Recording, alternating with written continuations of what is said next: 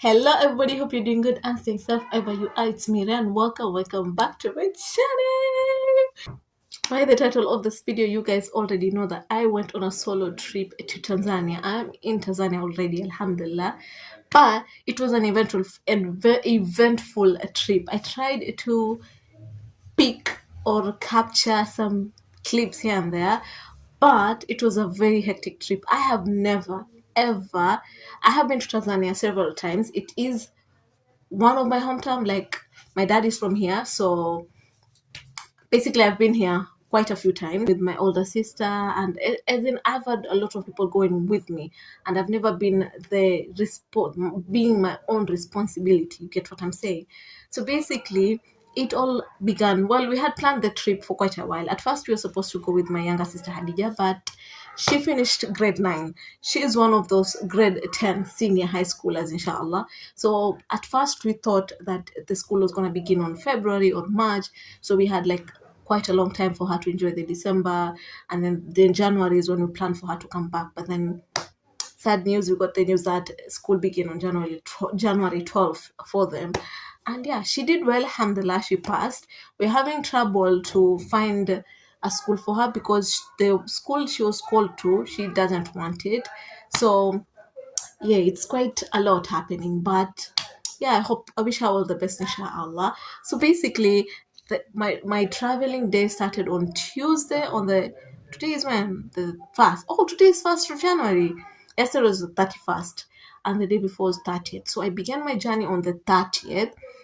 I booked ticket a day before, did my temporary passport, everything. Everything was very well, alhamdulillah. It went smoothly. I was so nervous, most especially because of the border part, because it is just a scary place. Like, and the border that we had gone to on the Tuesday, I've never been to that border. The border that I'm usually used to is the other one in Lunga Lunga. That is where we usually use, and this one was the first time for me to using it, and I'm going on my own solo. I was scared, and I was supposed to ask them to like permit me to go for 3 months because my sister is almost giving birth. So I'm gonna be here until she gives birth, and then just, I don't know, take care of her until she gets on her 2 feet, and then I'm able to leave. I'm a great sister, I know. So basically, it all started on the 30th of December. I was supposed to be at the like the stage there where the transport was, the bus to take me to Tanzania, or by 6:30. I got late, but the bus wasn't like ready to leave. I went there like 6:40, made sure all my packages were okay, got in. The first thing that happened, the first stressful thing that happened was because they had not like put on like numbers on there, and I was supposed to be sitting on seat number 13. There were no numbers on the seat, so I was confused. Where is seat number 13? One of the conductors was like, "Oh, this is seat number 13." I was like, "Oh, sure, thank you. It's by the window. Thank you, appreciate it." And I had like, it was a two-seater, and then there were like one-seater right beside me, and then the hallway. So as I was sitting, almost when the car was about to go, another one comes and he's like, "You're in the wrong seat. This is my seat," and stuff like that. I'm like, I was told to sit here by the conductor. Who the heck are you to come back and tell me to just get up? And he was like, this is, which seat are you? I'm like, I'm seat number 13. And another conductor comes and said, that is not your seat. This is the other one seat. So get up. Your seat is there. My seat had been taken by another man, much older. And I'm like, excuse me, ma'am, excuse me, sir, could you kindly excuse me from my seat? And he didn't even look at me, and he was like, I'm not getting up from this seat. This is my seat. This is where I was told to sit, so I'm gonna sit here. And I'm like, I have just been thrown out from the seat that I was, and I was told to come to my own seat, and you're like, he didn't even look at me. He just kept on spilling stupidity out of his mouth. And yeah, so basically I went to take another seat because one of the passengers was like, just go ahead, sit anywhere. I don't think there's an issue. I go sit on the other seat. The conductor comes and he's like, you're going to be missing a seat because that is not yours. We're going to pick other people on the way, and these are the seat numbers. I'm like, talk to this sir over here. Talk to this boss over here. Tell him to get up from my seat and go find his own seat. Like, literally, what the heck is his problem? So he talks to him, keeps on like saying, oh, I'm not getting up, or I'm not getting up, or I'm not getting up. One of the lady literally turned, I was like, someone, wewe si uende kwa siti yako mtu mzima, wewe si uende kwa siti yako, mbona unabishana na wewe ni mtu mzima? Finally, someone in her right mind was like, when she spoke, the sir, the boss or whatever, whoever he was, got up and went to his seat, which was literally behind me. And yeah, so I sat on my seat, and I think I felt like I should have known that that was the beginning of like a stressful journey, because that Tuesday was hectic. We got a driver who was very slow, which I was okay with. I'm not really one for fast driving, but he kept on stopping at every pit stop, like almost every 10 to 15 minutes he would stop, park, and then just go greet someone or go use the toilet. He just did whatever he felt like. A journey which was supposed to reach to Moshi, because I was coming from Mombasa to Moshi, and then take another like bus to where my sister is right now. And did I even tell you I was coming to my sister's house? Yeah. So I had traveled all the way to come to visit my sister. So basically, he kept on doing that, pit stopping. He was slow at first, which was okay with it, it's fine. But then he kept on stopping at every, like, I didn't even get him. Like, it was very confusing. He had very small issues, and I was like, what is going on? We were supposed to get there at 2 p.m. Sanane. Do you know what time we made it? It was literally 5:30, almost 6. It was literally almost 6 when we got there. So on the way, as we were going, like him pit stopping and stuff like that, it was really chaotic. Like the ride literally was super long. So guys, we finally made it at, I think it was almost Taveta. Then another driver came, and people were like, oh, he's the good driver and stuff like that. So then Zay, after hearing that, he was like, oh, I'm gonna stop here, you take over. And we're like, oh, alhamdulillah, if he's a good driver and he's gonna take us fast, then it's fine. Okay, so he takes over the other driver, goes super fast. We reached the border. To get to the border, another incident happens.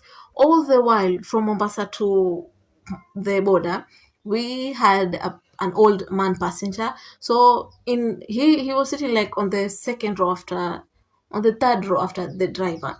Then on the second row, and then the first row after the driver were like some women.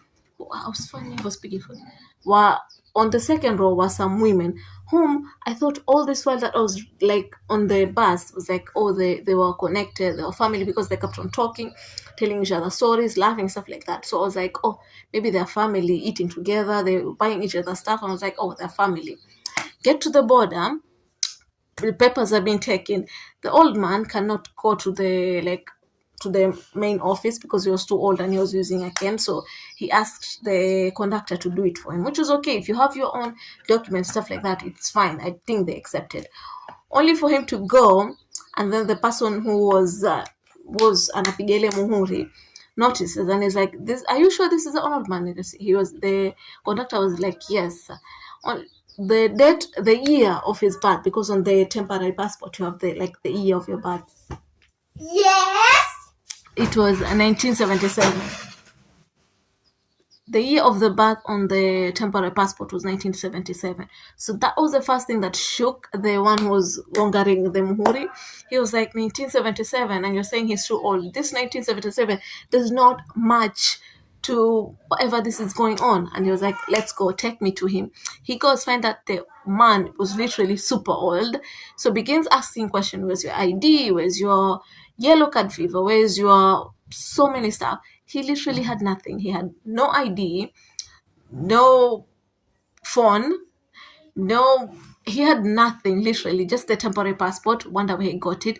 And funny thing is, on the temporary passport, you have next of kin number. Calls the number, literally the number is someone from Nairobi and does not know who the old man is. So we were so confused. He kept on saying that first he was asked where you're going to. He's saying he was going to Moshi because he's going to visit his family, his aunt. Is someone going to be there to pick you up? Yes, at first that is what he said.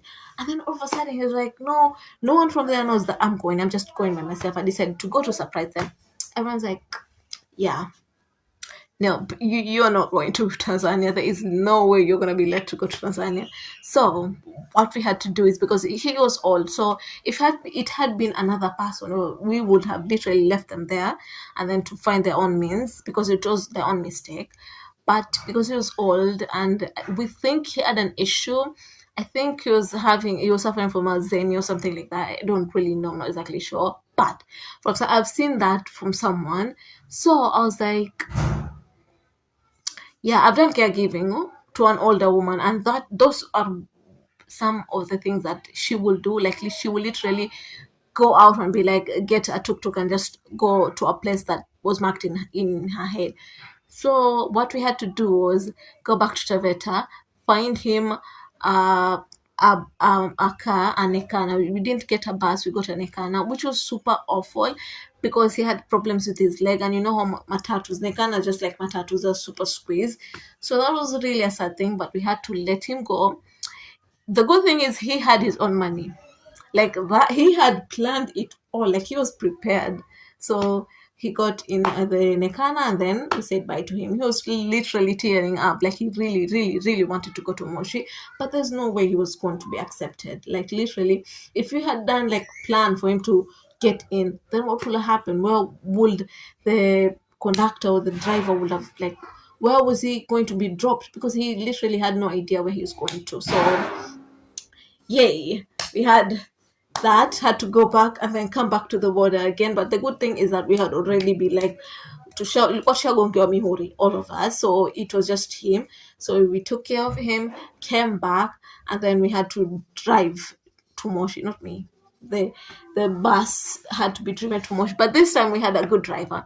So reached to Moshi, then there was so many commotions. I did not know where I was. I have never been to Moshi ever before. I've been to Tanga, I've been to Dar es Salaam.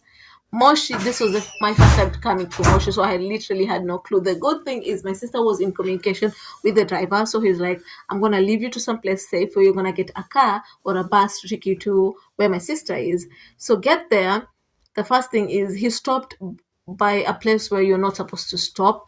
And then literally a white car came in front of him. I was like, oh, it's the police, we've been caught. I'm like, oh, this is what happens. Like a white car just comes in front of a bus when you're breaking rules, or a matatu or a car, and then you're caught already.